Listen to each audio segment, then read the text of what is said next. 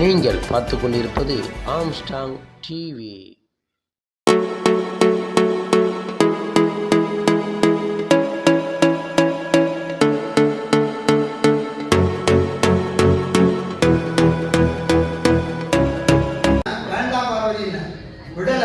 ரெண்டாவது புத்தகத்துக்கு வந்தாங்க. அது என்னன்னா பார்த்தபோது என்ன பண்ணாங்க, நான் சொல்லிட்டேன், அந்த பாருங்க என்னால் முடியாது, வேணும்னா வந்து உங்களுக்கு ஒரு ஐடியா வேணா சொல்கிறேன், என்னை விட்டுடுங்க. வசீகரன் ஒருத்தர் இருக்காரு, அவர் மூலமாக வேணா புஸ்தகம் போட்டுங்க. வசீகரன்ட்டு தான் போச்சு அந்த புஸ்தகம். நான் வசீகரன் அந்த பால் திரும்பி எங்கே வரணும் என்கிட்ட தான் வருது. சார் எப்படி சார் பண்ணுறதுல என்ன பண்ணணும், சரி பக்கங்கள்லாம் போட்டு பிரித்து அழகாக இருந்துட்டு எதில் போட்டோ வைக்கணும், சரி வாங்க ஒரு நாள் ஃபுல்லாக உட்காந்து வசீகரன் சொல்கிறது உண்மையா இல்லையாப்பா. நான் முதல் புத்தகம் போடும்போதே வேண்டாம் விலகி போனால பின்னாடி கேட் வழியா வந்து எப்படி இப்ப கூட்டணி கட்சிகளுக்கு பின்னாடி கேட்ல வந்து பேசுறாங்களோ அந்த மாதிரி வசீகரன் வழியா வந்து சரி நம்ம பார்வதி ரெண்டாவது பார்வதி ரெண்டோட நிறுத்திங்க போதும்னு அந்த ஒரு புத்தகத்தோட போயிருக்கும். கதை பார்த்து சின்ன சின்ன குட்டி கதை வச்சு பேர் வச்ச எனக்கே அது மறந்து போச்சு.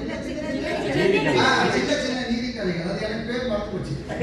நான் அப்பவே 80 புத்தகம் 80 கதை படிக்க மாட்டாங்க, எல்லாரும் தலகாணியே வச்சுப்பாங்க, பேசாம என்ன பண்ணலாங்க இந்த புக்ல ஒரு பாட்டு போடுங்க, கொஞ்ச நாள் கழிச்சு இன்னொரு பாட்டு போடுங்கன்னு சொன்ன யோசனையும் நாங்கள் மொத்தம் எல்லா யோசனையும் சொல்லிட்டு அந்த வம்புக்குள்ள மாட்டிக்கிறது நான் தான். இது வந்து எனக்கு வந்து என்ன சொல்றதுன்னா ஒரு அன்பு தொல்லைன்னு சொல்லுவாங்க இல்லையா, நம்ம ஒரு குழந்தை மனம் படைத்த பார்வதி வந்து அதை வந்து கொண்டு வரணும்னு ஆரம்பிச்சிடுச்சு. ஒரு எழுத்தாளராகவும் மாறிட்டாங்க, ஜென்ம சாவலே அடைஞ்சிட்டாங்க. அடுத்தது யூடியூப் ப்ரொடியூசரா பட்டுக்கோட்டை பிரபாகர்.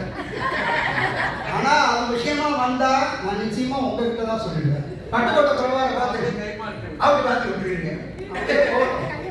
எப்படியோ ஒரு எழுத்தாளர்களுடைய ஒரு புத்தகம் வெளியீடு வழக்கமா எல்லா விழாக்களும் பார்த்துருவீங்க, எல்லாருமே ஒரு ரிஜிடா இருப்பாங்க, பேசுறவங்களுக்கும் எதிர்க்கிறவங்களுக்கும் ஒரு சம்மந்தமே இருக்கு. இவர் வாட்டி பேசிட்டு இருப்பார், அவங்க வாட்டி ஏதாவது ஓட்டிட்டு இருப்பாங்க. ஆனா இங்க வந்ததுல இருந்து நீங்க பாருங்க, இந்த விழா வந்து சரியாக வந்து 5:30 ஆரம்பிச்சதுன்னு நினைக்கிறேன். 5:30 வந்து எல்லாரும் போதையும் ஒரு சந்தோஷம், எல்லாரும் போதையுமே ஏதோ ஒரு ஈடுபாடு இருக்கு, ஏதோ இது யாருடைய ஃபங்க்ஷனோ இல்லை, ஏதோ நம்மளுடைய ஃபங்க்ஷன் அப்படின்ற மாதிரி ஒரு ஈடுபாடு. வந்திருந்த ஒரு 50-55 பேர் இப்போ வந்து 60 வரைக்கும் வந்திருக்காங்க. யாருமே பெருசா யாரும் எழுந்து போகல. ஒரு ஆண்மைக்கும் ஒற்றை மனுஷனுடைய ஒரு அன்புக்கும் அவர்கள் மற்றவர்களோடு எப்படி நடந்து கொள்கிறார் என்பதற்கும் எடுத்துக்காட்டு தான் இந்த விழா. இந்த விழா வைக்கும் போது நான் சொன்னேன், அந்த ஹால் ரிப்பேரா இருக்குமா முன்னெச்சரிக்கையா பார்த்துங்க, உங்களுக்கு அநேகமா அந்த சட்டசபை மாதிரி ஒரு இடம் கிடைக்கும், யோசனை நான் தான் சொன்னேன். அதுக்கு தகுந்த மாதிரி பேனரை கட்டுங்க, நீங்க அந்த காலம் மனசுல வச்சுக்காதீங்க, நீங்க எதுக்கும் ஒரு இடம் போயிட்டே இருங்க. நல்லதான் போச்சு, இல்லாட்டி இந்த பேனரை கட்ட முடியாது, அங்க இருக்கிற சைஸ் வேற இங்க இருக்கிற சைஸ் வேற. ஆக ஒரு விழா நடத்துவது என்பது சாதாரண விஷயம் அல்ல. நாம ஒண்ணு நினைப்போம், நடத்துறவங்க ஒன்று நினைப்பாங்க, ஆடியன்ஸ் ஒன்று நினைப்பாங்க. இதையெல்லாம் மீறி ஒரு அற்புதமான ஒரு ஆம்பியன்ஸ், அதாவது ஒரு அட்மாஸ்பியர் பார்க்கும்போது எல்லாரையும் பார்க்க முடியும். இந்த ஹார்ட்டுடைய சிறப்பு அம்சமே என்னன்னா எல்லாரையும் பார்க்க முடியும், மேடையில் இருக்கிறவங்க எல்லாரையும் பார்க்கக்கூடிய ஒரு அற்புதமான ஒரு ஆம்பியன்ஸ்ல ஒரு சூழ்நிலையில ஒரு நல்ல ஆடிட்டோரியத்துல 7:30 மணிக்கு முடிய வேண்டிய ஒரு விழா 8 மணி வரைக்கும் போனாலும் இது நம்முடைய குடும்ப விழா. சந்தோஷமாக எல்லாருக்கும் ஒரு பரவ திருப்தியாக முடிஞ்சுங்கிறது. அடுத்த வேலை கட்டு சாதம் தான், அதை எடுத்துப்போம், இடம் இருந்தால் இங்கேயே சாப்பிடுவோம், வெரைட்டிக்காக வீட்டில் போய் சாப்பிடுவோம். குடும்ப விழாக்கள் தான். நான் தான் கெஸ்ட், நீ தான் போயிருக்கேன், அத்தனை பேரும் வந்து சிறப்பிச்சிருக்கிறது. அதுவே எனக்கு ஒரு பெரிய மகிழ்ச்சி, சந்தோஷம். ஏற்புரை இணைப்புரை எல்லாமே என்னதான் திரு குருமூர்த்தி அவருக்கு ரொம்ப நன்றி. எங்க மாட்டேன்னு அவர் சாயந்தரம் வீட்டிலே இருக்கிறது இல்லையா, எனக்கு நல்லா தெரிஞ்சு ஏதோ ஒரு விழாவெல்லாம் கண்டிப்பா இருக்காரு, ஏதோ ஒரு இடத்துல தான் இருக்காரு. இந்த ஒரு மாசமா அந்த கம்யூனிகேஷன் அதே போல ஃபேஸ்ல பார்த்தாலே ஒரு தன்மை, சில பேர் அப்படிதான் இருக்கும், அந்த மாதிரி இருக்கிறவங்களோட உண்மையான ஒரு விஷயம். ஸோ இதற்காக இத்தனை நேரம் வந்திருந்து எங்களுடைய நிகழ்ச்சியை நடத்தி கொடுத்ததுக்காக பட்புடர் சொன்ன மாதிரி தான், உதயநாத் சொன்ன மாதிரி தான், எனது கணவர் அவர்களே இந்த இடத்துல குடும்பம் எல்லோருக்கும் இந்த நேரத்தில் உங்களுடைய வணக்கத்தையும் நன்றியும் பெருமை அடைகிறேன்.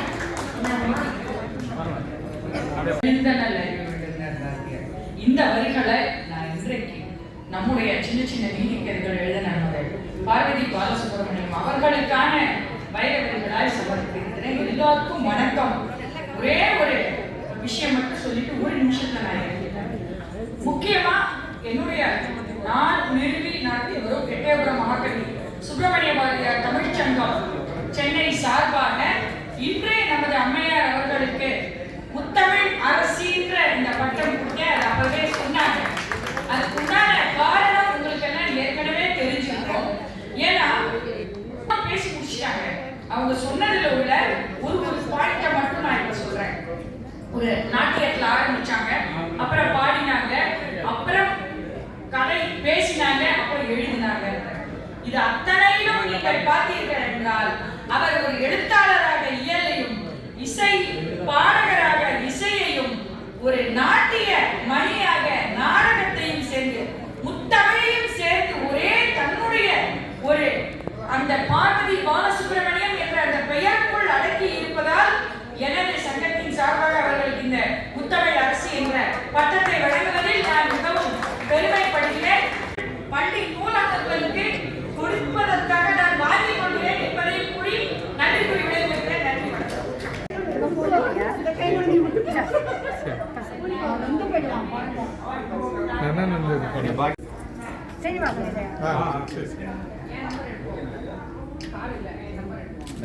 இதே தான் சேர்த்து போட்டுருக்கல.